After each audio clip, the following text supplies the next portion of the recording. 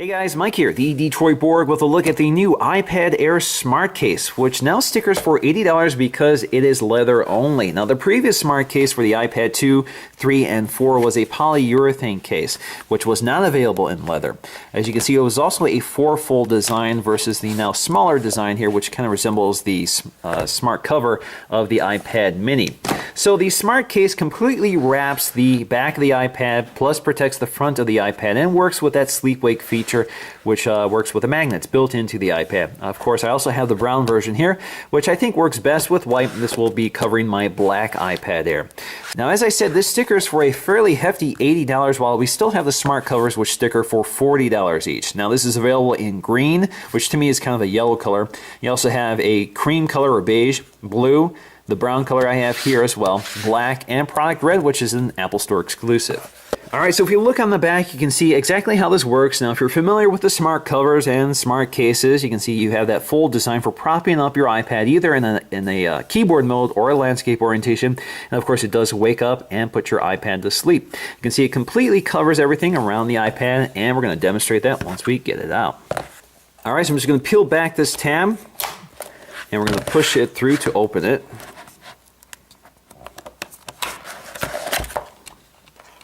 Alright, so there is our smart case, and inside you can see the color-matched microfiber material. And the interesting thing here is that there's actually sort of a embossed, or not embossed, but polished finish around the plastic window for the 3G or LTE version of the iPad.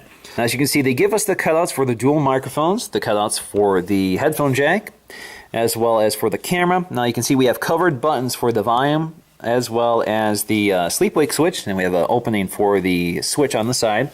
On the bottom you see iPad Smart Case, product red, designed by Apple in California, assembled in China. You have your cutout for the lightning connector. You have specific micro-drilled cutouts for the speaker grills, so they do line up perfectly with the micro-drilled holes on the iPad itself. Now you can see that microfiber material completely wraps the inside and all the way to the edge, while it transitions to the leather material along the side. So let's go ahead and install our iPad Air, and here I have my space gray iPad Air with the black bezel, and I think red goes perfect with it. So all I have to do is drop it into place. It snaps in, closes up, locks your iPad, and if you go to open it up, wakes it up for you. So it works pretty nice, and as you can see, it has a really nice form-fitting design. It's very thin. It doesn't add a lot of bulk to it. It gives you enough room to operate the switch up here. There's plenty of room there. It doesn't really impede operation at all. And the buttons remain tactile through the case, both the sleep-wake button and the volume controls. And as you can see, you have the cutouts for the microphones as well as your headphone jack. There's an ample opening there, but larger headset plugs may be blocked by this. Along the bottom, you have your opening for the lightning connector, which is a bit larger than the one that Apple provides, so third-party accessories may work with this case. You also have your speaker grills, which are lined up perfectly with the holes on the case. Now, if you look closely at the side, you can see that the cover is pretty flush here. It's a little hard sometimes to find it, to lift up the cover, but it's not as bad as it was on the iPad 4th generation. So the cover was actually set back from the edge of it, and it's kind of hard sometimes to get your finger under there to lift it up. So I actually prefer what they've done here with the new design. So it lifts up, as you can see, wakes it up. It is magnetic, so it does hold to the glass pretty well. You can see you can shake it, it doesn't release. And you can fold it back, just like before, and it magnetically adheres to the back of the iPad. So it's not quite secure, but it does a pretty good job holding on to it.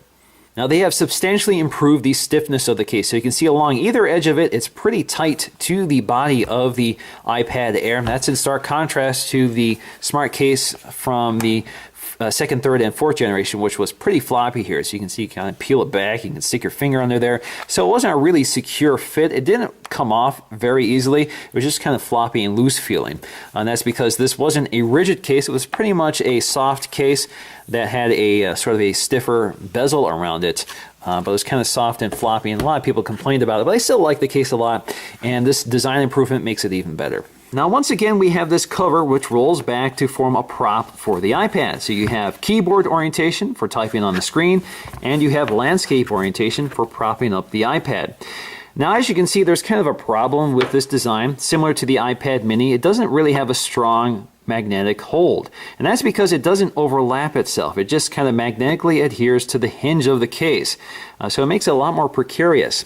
So for example, if you're in landscape orientation and you tap the screen, has a tendency to want to collapse. So that makes it kind of a weak stand for your iPad. Now this is in contrast to what Apple did with the last smart case and smart cover for the larger iPads. You can see that it actually performed a more secure hold because it overlapped itself. There were 4 segments here instead of just 3 segments. So there was a lot more magnets holding that prop back than there are now. So the only problem here, as you can see, is that the angle was a lot steeper. So it had a tendency to want to flip forward, but it was less likely to collapse when you pushed on the back of it, as opposed to this. So there's definitely a problem with this case, especially since the iPad is still kind of heavy for it. Even though it's a lighter iPad, it's still a little too heavy for this kind of light magnetic hold on the smart case. Now the other disappointing thing for me is that I used to use this as a grip for the iPad, but it's not secure at all, so it just wants to collapse all the time when I'm using it. So there you go, it kind of folds up and that's it. So I guess you could use it in sort of this orientation. It gives you some grip to hold on to the iPad as opposed to kind of letting it flop back like that.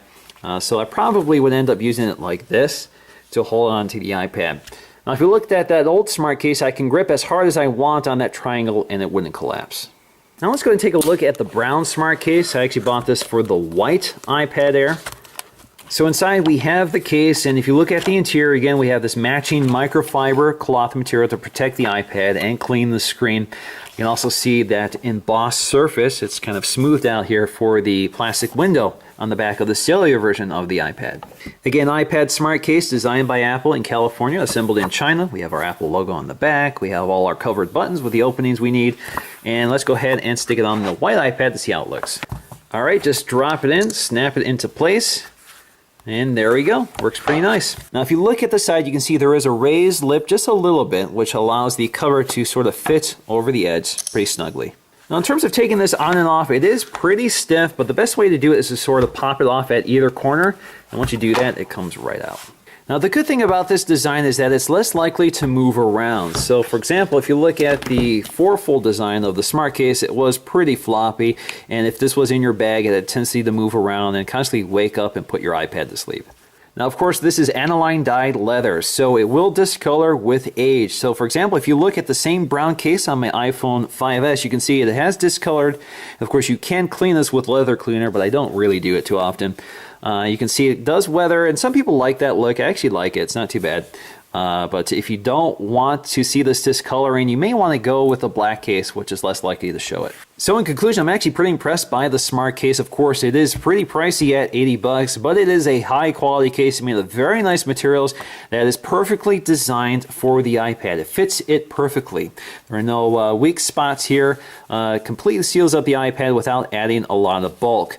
It's got that nice interior liner to protect the iPad as well as keep the screen clean. It doesn't move around too much. And of course you have the Apple branding preserved through this case, which is nice. You have your cutouts, which are perfectly lined up with the iPad's cutouts for the microphones and ports, as well as perfectly lined up micro drilled holes for the speaker. So a really high quality product. Of course, I'm not a big fan of how this trifold works. It could be done better. But otherwise, I really like this case, and I don't really plan to search for another one. So that's going to do it for me in this video. Thanks for watching, and I'll see you again in the next one.